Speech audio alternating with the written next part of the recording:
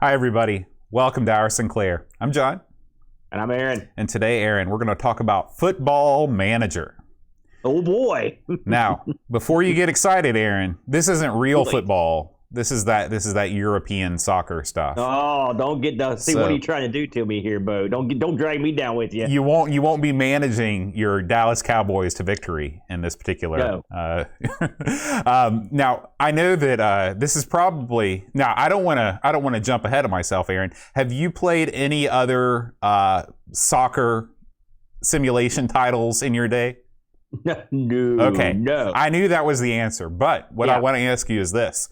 Have you played any other management titles for any other sport before? Yes. Okay. Oh, yeah. Tell me about that. Yeah. Well, Tom Landry, for the Amiga and for the PC, I played that quite a bit, and that's a simulated sport. Although now, when you actually are calling plays, the whole 9 yards. In terms of like a franchise where you're like there have aspects of that in some of the Maddens and some of the NBAs. They all have that now, but back in the day, they had to a certain degree. I was more of a stat guy, so I'd play like an Earl Weaver or something, or the same people that did the wrestling game, micro league baseball would be a little more statistically driven. But for the most part, I will admit managing leagues and stuff, that's not really necessarily my forte. Yeah, I played. I remember being kind of intrigued by the concept in Techno Super Bowl, the American football game for the Nintendo, which did allow you to basically play as a coach, where you were calling plays, but that you didn't have any front office side of things, where you were actually like buying and selling players and things like that. Now, did Earl Weaver or the Microprose games have that stuff built in? It's been so long since I played them. I can't remember the actual detailed work on it. I remember, it's funny, in hardball, you could go through with a team editor. I mean, team editor is not sort of another way you could kind of do this, or even something like TV Sports Basketball. There wasn't really a franchise thing, which you could go through and edit all the teams and edit the players' abilities and stuff to do it that way. And I remember there was talk of having a draft and stuff, and I'm sure some people did it, back in the day. I was just thinking though, when it comes to like sports management games, the two that just came to my mind were Speedball 2 in particular, where you actually can roid up your team and you can bribe people and stuff like that. That's sort of. And then if you ever played, remember NFL Blitz that was real popular? They lost the license to the NFL after a while, and so they came up with this game. I think it was on the Xbox called Blitz the League. You remember that?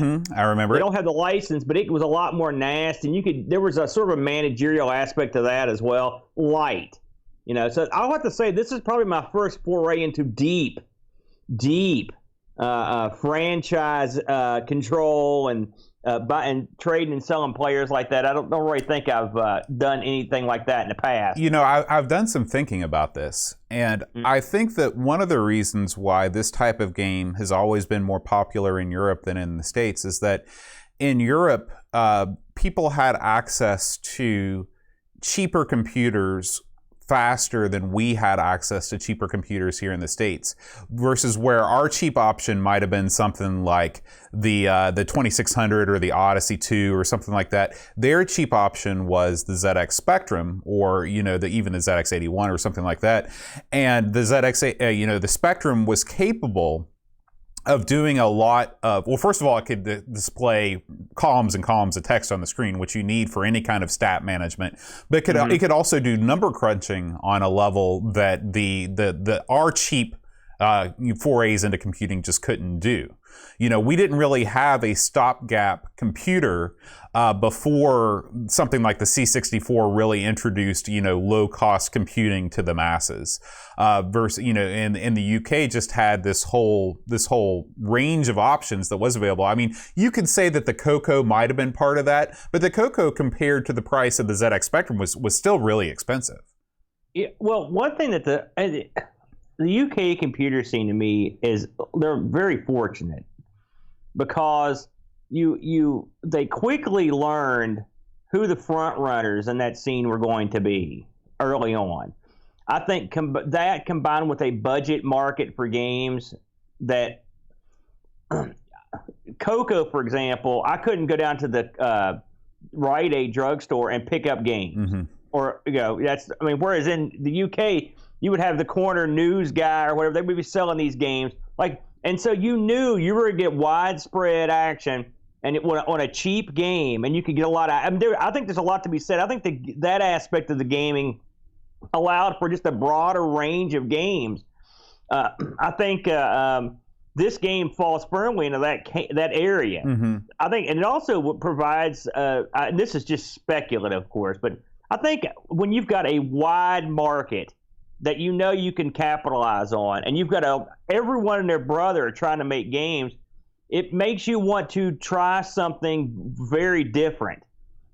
We see a lot of cloned arcade games and whatnot, but there's been some pretty unusual titles on the spectrum that were way, way outside the box. Yeah.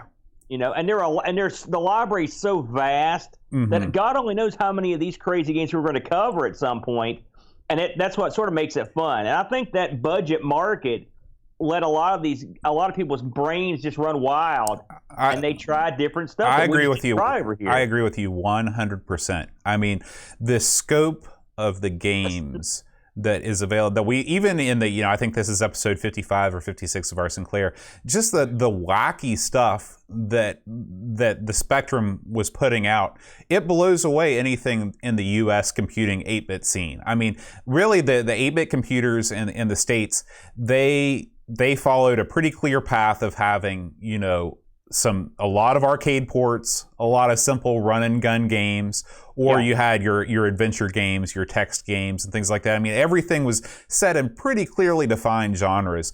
But in the UK, I mean, especially with the Spectrum, I mean, they just threw the playbook out the window, and they would do whatever they thought would be cool.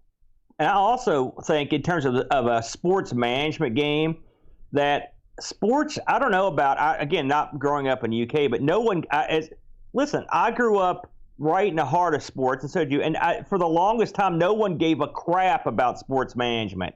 Like, I don't remember me and my buddies sitting around thinking, man, I'd like to take a team and build it from scratch and run it and do all this. I never even thought it was something that didn't come up.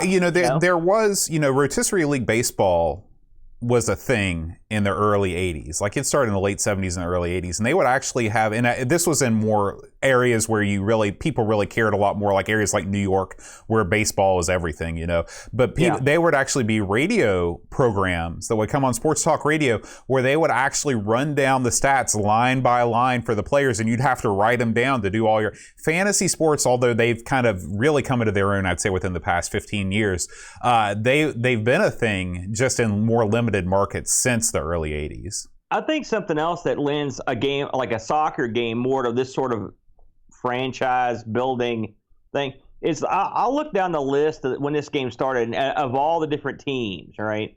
Now listen, my knowledge, my geographical knowledge of the UK and the surrounding area. I don't know jack squat. There were 400 billion teams here. Okay, I'm not wrong. Yeah. There's a ton. Yeah. Right. If in America, the equivalent to this would be, say, a football simulator. It would be like college football. Let's say pro. Well, there's not enough teams to make it accurate. That's my point. It's like college football. The FA Cup in soccer is like college football in America with the amount of teams involved. And college. You can't. There is no franchising for a college football team. Right. So it would have to. I just don't see. There's not really there wasn't really a hard equivalency over here. And plus, I'll be honest with you, Boat, and I think you'll back me up here.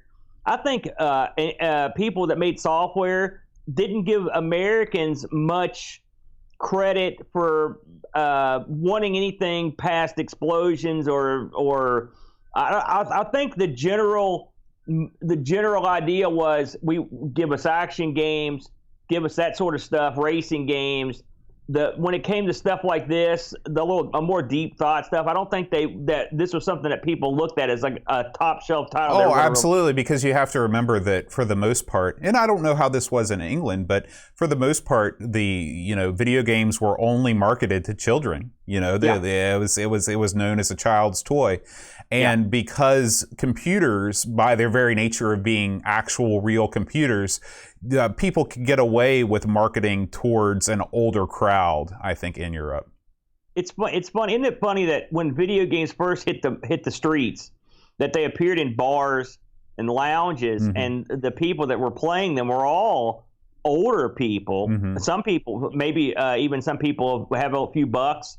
There were party people having a good time. And then somehow in America, it just evolved into, you're right, a dead kids genre, and no adults played them at all in those days. Yeah. And now it's sort of come back around. Yeah, absolutely. Very unusual. Yeah. Well, that was cool. We got a lot more out of that talk than I thought we would.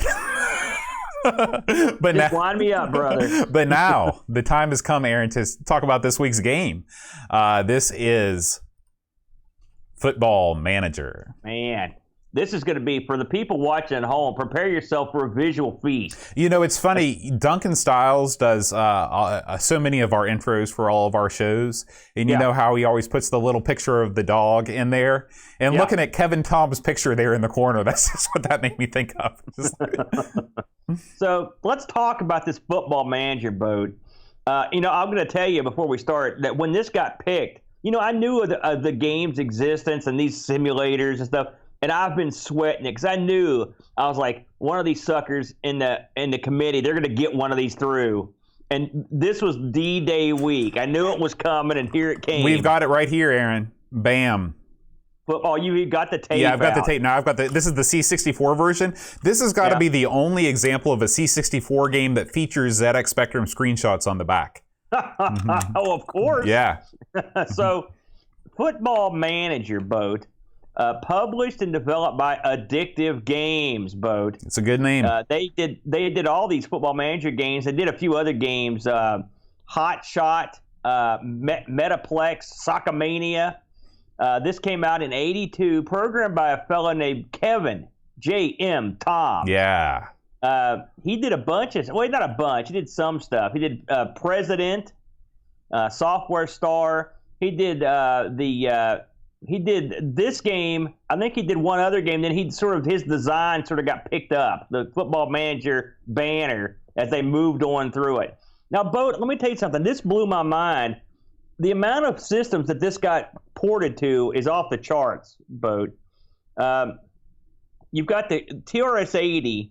You've got the ZX-80, 81, the Spectrum, the BBC Micro, the VIC, C64, the C16, the C+4, the Auric, the Atmos, got it.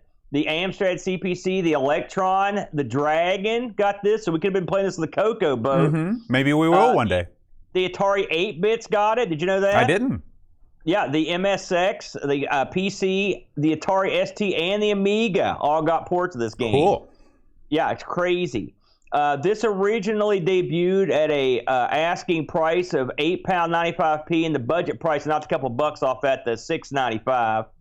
And clearly, this game was super popular, which we'll get into that in a little while. So, what is this game? Now, I'll tell you something. I mentioned it to Boat. I printed out the instructions for this game. I was like, I knew I was in for it, and I sat down. It was time to start playing this game, and I was shaking. I was nervous, Boat. and it comes up, and it says, okay, you got to pick your team here. And it lists like 99 teams or more. I mean, and I went down, and the team I picked was Ipswich, Boat. Do you know anything about that team? Nothing. It sounded like a Cthulhu town to me. That's why I picked it. It's funny. I was watching a guy's video on this, and he picked Ipswich too. Now, I changed the name of my team to Hurricane eventually. Of course you did. Yeah, well, gotta do that. Now, what were your first impressions, Boat, when this thing honed into view?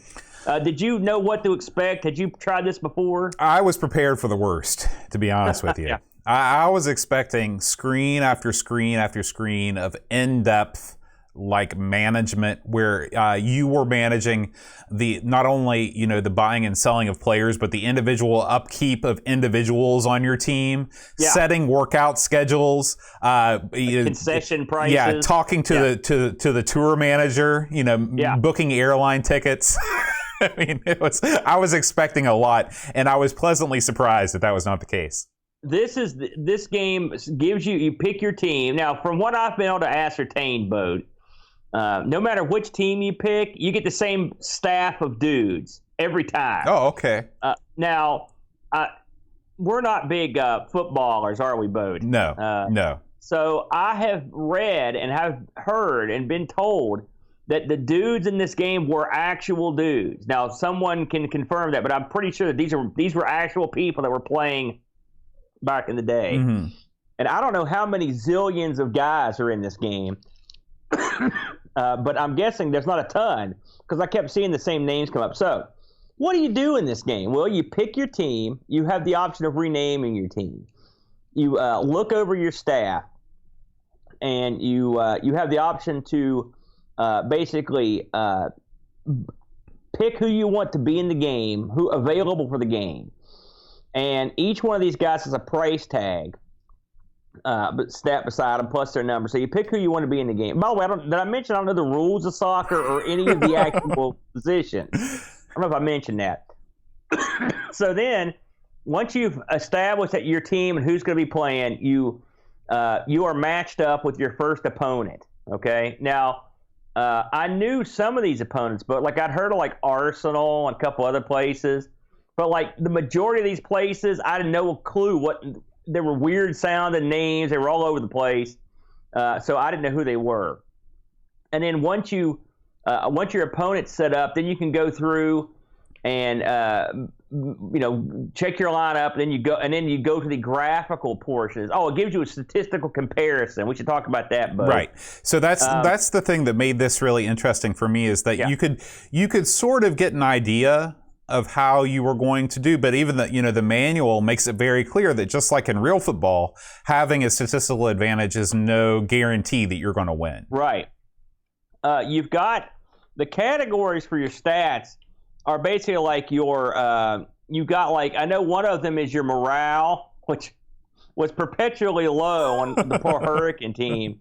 Then you also had energy, you had defense, your midfield, and your attack, right? Well, you're confusing two different things. Defense and midfield and attack are the type. That is the position of the guys. That's not a thing that can go up and down. Oh, okay. I know attack is. No, attack can't go up and down. No. D, M, and A. Those are their actual positions. It's like shortstop, third base, first base. No, I'm not talking about that. I'm talking about the stat comparison screen. Okay. So on the stat comparison screen, you're going to get numbers between 0 and like 20. Right. Now, it compares both teams. Now, like Boat said, you can sort of get an idea how you're going to do, and then Boat, stop me if I'm wrong here, but it seems to me like there's a certain amount of randomness to this because occasionally I could pull an upset. Right. Well, it's like real sports. Yeah. So once you look at your comparison, you can actually make a change in your team, and then you can it'll update the comparison basically if you put one guy in, take one guy out. Mm-hmm. And then once that's all done, you go to the graphical portion of the game. Now the graphical, it's the pitch, and it shows the goal. It shows some of the lines there. I don't know the names of the lines, Boat. And then the box. Mm-hmm. And then it shows little stick guys of your players basically as they kind of move into position. Early in the game, you decide if you're going to be black or white, and that's the graphical representation of your team is that color. Right. I was always black because black's cool, Boat. Okay. And then the graphical side of this game begins, and it will start with either your team or the other team with the ball, and the other team's on defense, and they'll attempt to shoot the ball into the goal, and they'll either score or they won't. Right. Right. And this can happen many times, and it can go back and forth. Sometimes you'll see them, sometimes you'll see you. Sometimes, occasionally, if the players are in the right spot, you will even see a ball get blocked and then get kicked in on the rebound. Yeah. Sometimes there'll even be several kicks in there, won't there, Bo? You could easily sort of poo-poo this aspect of the game. You could say, well, the guys look lame. The action is very slow. However, it makes up for it in the sheer number of variety of the actions that the guys can actually do.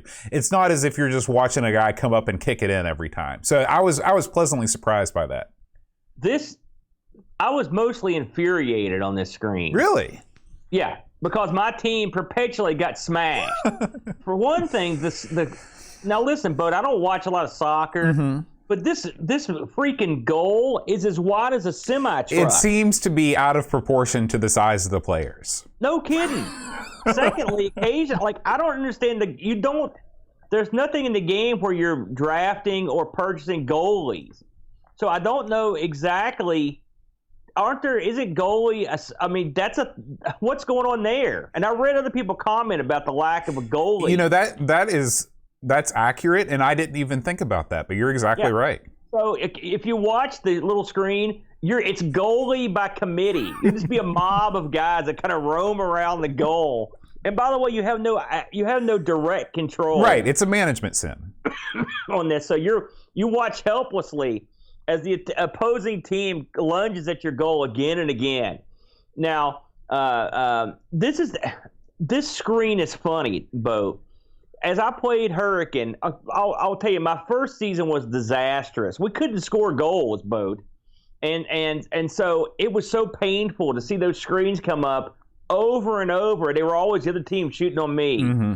And the funny thing is, these screens, you'll see these screens until the game ends. So if the other team scores 4 or 5 goals on you and you're waiting for your turn to shoot at their goal, sometimes it just comes up to the end of the game. You're just like, oh, I just got murdered. Yeah. And then sometimes, occasionally, you'll do well and you pull one out. Once the game's over, it will come up and tell you how much money you made revenue-wise on tickets. And then it will give you a rundown of what your team cost you versus how much money you've made. You start off with like 100,000 pounds, I believe, both, in reserve. And what you don't want to do is burn through it. Right. And so how would you burn through it? Well, every round, a new player will come up for purchase.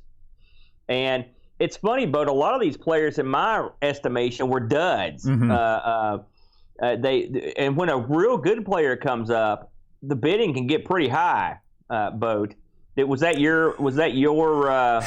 Well, yeah, and this leads me to look, midfield. I was right. There it was. Yeah, I never said you were wrong. That's what I was talking about. So what you should have, this is the screen that I was talking about. So you've got your defensive players, you've got your midfilders, and you've got your attackers. What they just needed was one more category of keeper, or G, or put a K or whatever. I never know what they actually call it. We always call them goalies, but I don't know what they call them in England. Yeah. But anyway, a guy would come up, right? And you'd look at your team and you'd say, okay, well, this guy is a skill 5 and all I've got is a skill 1 and a skill 2. So we should obviously get this guy. But there's not really, I never really felt like, because there's only one player that comes up per round, and maybe this changes later on, but I never saw it where you got more than one player up for bid per round. I never really got an idea of like, well, this guy says he's worth this much, but how do I know if I'm overspending or underspending? And I guess that's really what football managers all over the world in real life, they ask themselves that question too. So maybe that's realistic. This game, let's boil it down here for a second, Bo, because we went over the particulars. This is the lowest conceivable form of a football manager. Like it has the bare minimum choices that you can make. Like Boat said, you get to choose from a player every round. If your team stinks, a player ain't going to cut it, Boat. You've got you need good players. So if a player comes around and he sucks, then you don't want him. You've got a team full of suck. Right. You need good players. It doesn't give you the opportunity to trade with other teams. You can't see the bidding. All you know is that you've been outbid. You can't see the interest in the guy. You can't really doctor a lineup to make a huge difference. You could this game is more of a. It's not really about winning. Like I don't know if you could ever be fired, right?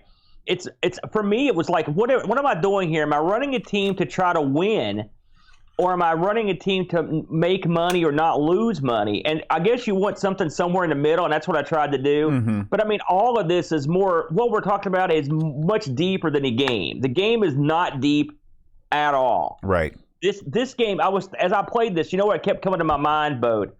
Remember a couple months ago, me and Brent did a ARG Presents on the handheld Tandy 1000 computer. It's like the 100. Yeah. This game would have fit on there perfectly. This would have been the perfect game for that machine. This is a perfect game to take with you and just fiddle with. Because the funny thing is, I could sit here and bury this game for its lack of options, the weirdness of not having goalies, those weird graphical screens, the lack of choices. But the truth of the matter is I played this game a lot because it was quick, the rounds went quick, and I sort of wanted to win, and I wanted to see how my team was going to do. And you can make drastic changes to your lineup eventually. I did much better in the second season with my team because by that time I was able to pick up through all those different weeks the players I needed to make my team suck less offensively. And one of the things that I enjoyed about this game is that the seasons are short. You know, like I would rather have a short season and well, really, it doesn't matter win or lose. I want to see the result. And when you have short seasons, you can see the results of your season and you can make changes going forward versus like on a modern football management sim, I'm sure I would hate it because you play out the full season. And I just don't have the attention span to see the end. Maybe it would have been a good idea for you to be able to pick the length of your season. And I'm absolutely sure that in later games in the series, you can do all of the things. So many of our complaints are probably addressed in the sequels. But I was charmed by this game in a way I cannot fully explain. I like the simplicity of it. I like the fact that I could grasp everything that was going on, even though some of it seemed random and so many features seemed incomplete. I never expected to be able to sit down with you and say, I understand how this game works. I would have never expected that in a million years. There is some relief at play, frankly. But, you know, one thing about this sort of game, it's so simple, like I said, that it makes it something you can just play a lot. And I thought about this a lot, Bo. This game came out way back in 82, okay? Now, here comes this game, like it's like a very written basic, comes around, and pretend you're a kid in the UK, right? In this game, you get to pick your favorite team or make a team, and you get to compete against all the teams you know all over the land. Right? With real players. This is this game was an illusion of something more grand, you know. Because I'll tell you something, and we'll notice this when we get into our Discord reviews. But like this game was universally hailed, and the first couple times I played it, I kept wondering what was I doing wrong? Where is this incredible 10 out of 10 Ultra game? Right? It took me a while to fully grasp the love for this game. And the love of the game is it is probably the first time a lot of people got to pretend that they had a club, they were going after their heated rival. And when I put it in the realm of what I can understand, if they'd had a game out that said like was a minor league baseball simulator, right, which would be the Charleston Charlies, and we were taking on Toledo, the Mud Hens or whatever, and you could do roster stuff, and you could be the manager. I could absolutely see the appeal. You know. And the graphical aspects of this, by the way, this is the same thing Tom Landry does. It just because it's play by play, but it shows you a little graphical chunk of what's going on. I like it. I think it's cute. It's certainly endearing, but this is one of those games that has that one more round flavor to it because it's so simple and so quick, and it doesn't take a whole lot of brain power. And you have that one, so it makes you want to keep playing. I ended up playing this game a ton, and I didn't mean to. In fact, at first I thought it was crap. I was like, man, this is really lame. And the more I played it, the more I enjoyed it. Also, not sucking helped, I might add. You get to go in a little tournament I had a big showdown. I was the number 2 team in the league. I played the number 1 team, and it was exciting watching those little videos of the goaltender or the the little gameplay footage. It was exciting to see who was going to win, and how I was going to fare against the best team in the league. It was fun. Yeah. And then that's when it clicked. Yeah. I had very similar experiences to you, and I'll tell you this.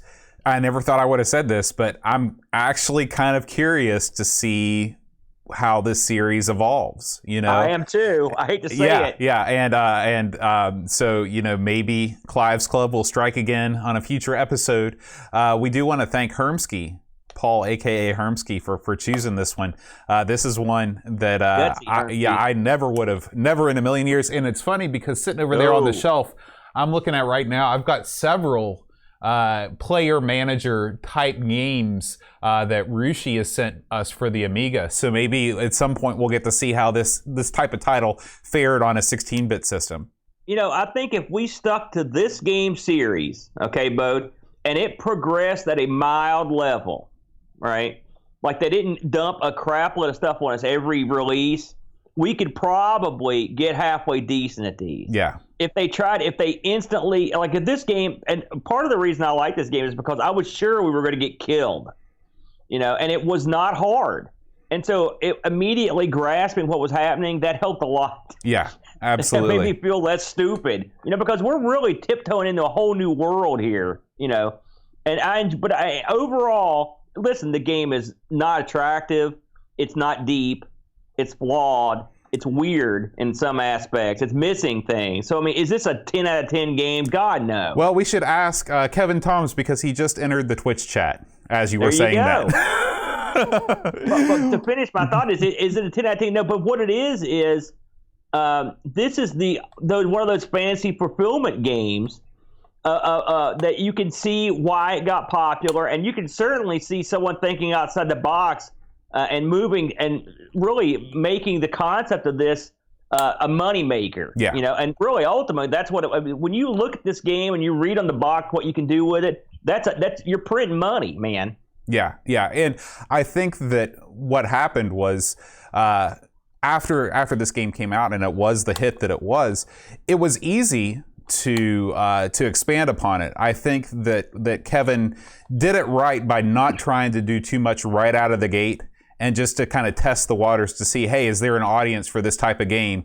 And then it's easy to add on to it with each upcoming edition. The worst thing that you can do is make a game that's too complicated right off the bat, make the seasons too long, turn everybody off, and then you're out of luck. I will say this for our American listeners.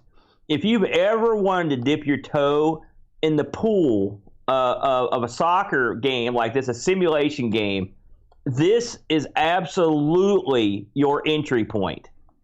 I would recommend it to people like that unequivocally, because this is the game. Listen, if I can figure this out and have fun doing it, you're in. Enough said, Bo. Yeah, absolutely.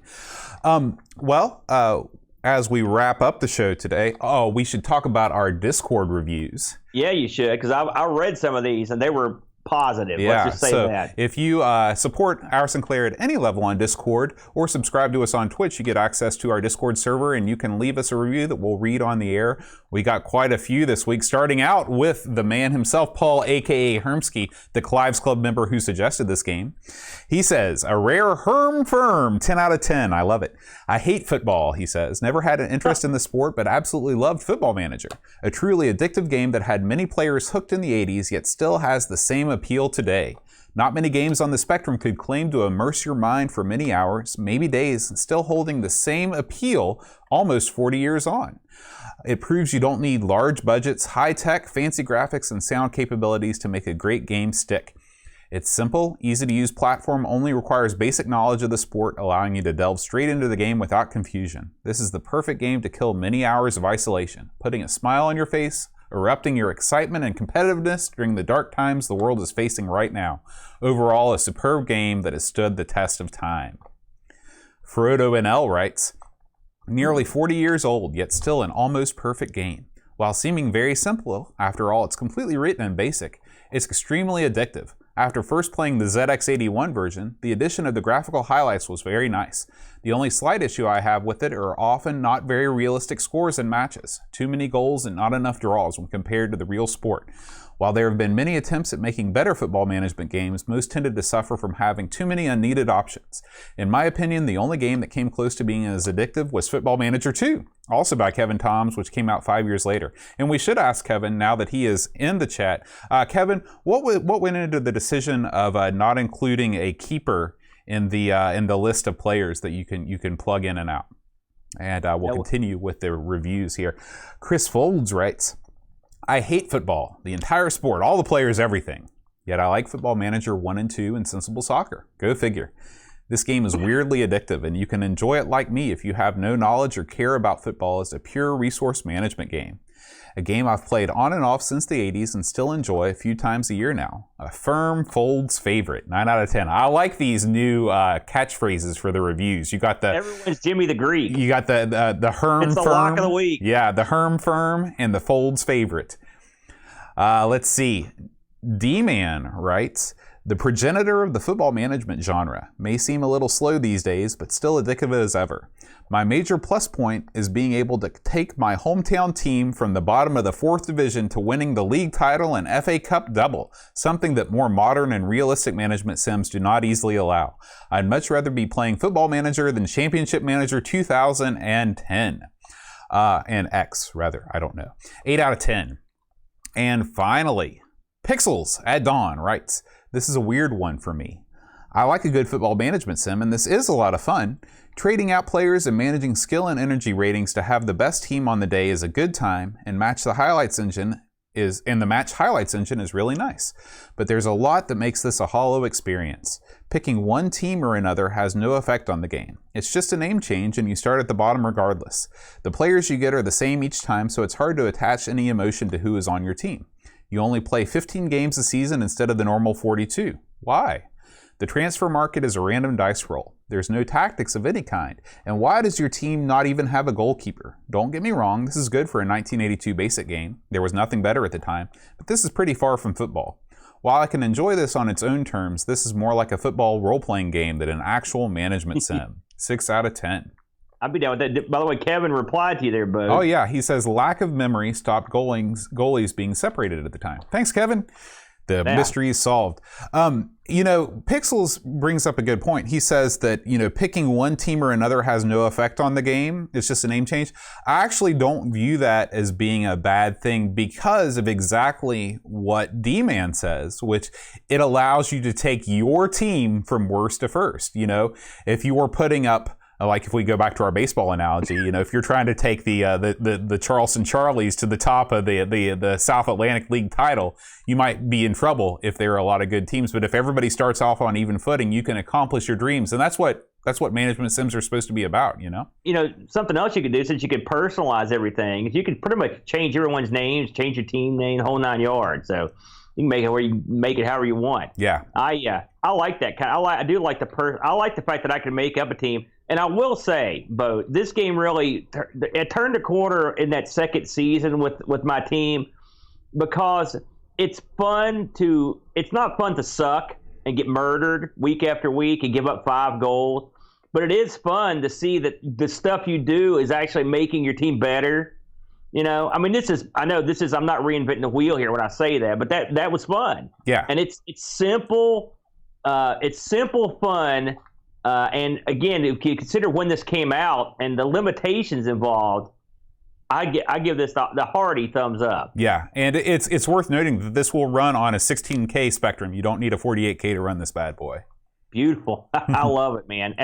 And thanks for Kevin popping in. That's great. Yeah. I love that. Oh, yeah, absolutely. Thank you, Kevin, for joining us. I want to thank the rest of the fine folks that have joined us live on Twitch. We do record our Sinclair live every Friday. You can join the fun in the chat with the Retro Man Cave. Neil here with us, FrodoNL, Pixels at Dawn Gaming, Kevin Toms Games. Let's see who else is here with us. Still Adolescing is here with us. And Hermski, Paul Kitching, Delamort78.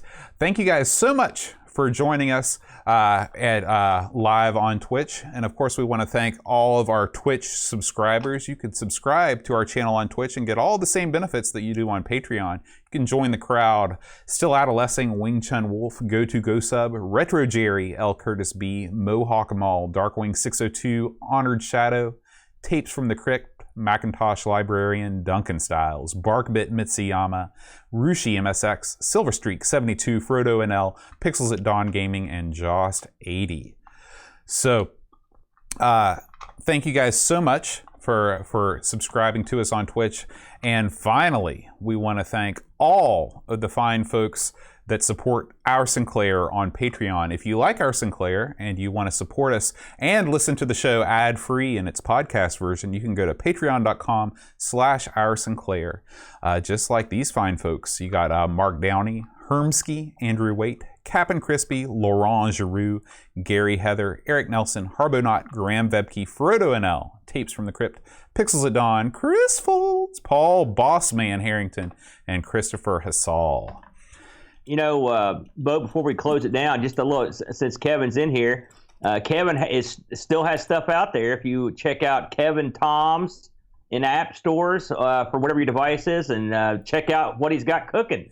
Yeah, if you actually go to blog.kevintoms.com/games, you can find links to Football Manager available for all the modern platforms: Android, iPhone, iPad, Windows 10, the Kindle Fire, and Mac OS. I think a portable version of this, that's your baby right there. Oh, yeah. I was asking about that. I mean, this game screams portable. And the thing is, you can carry seasons on indefinitely. This is something you set on the bus and play or whatever, you're good to go. Absolutely. Absolutely. We need a Tandy 100 version, Kevin. Get on that. I would love to see that. For that, too. All right. Next week, Aaron, it is Arcade Port Week here on our Sinclair. All right. And Pixels at Dawn, Clive's Club member, has suggested what we play Gauntlet 2. Okay. I used to own a Gauntlet 2, Bo. Really? Yeah. Wow. Well, it had a volleyball game stuck in it, but it was a Gauntlet 2. It was a Gauntlet 2 at heart. Oh, yeah. All right. Well, guys, thanks as always for listening and or watching. We will see you next week. Until then, rewind tape. And press play.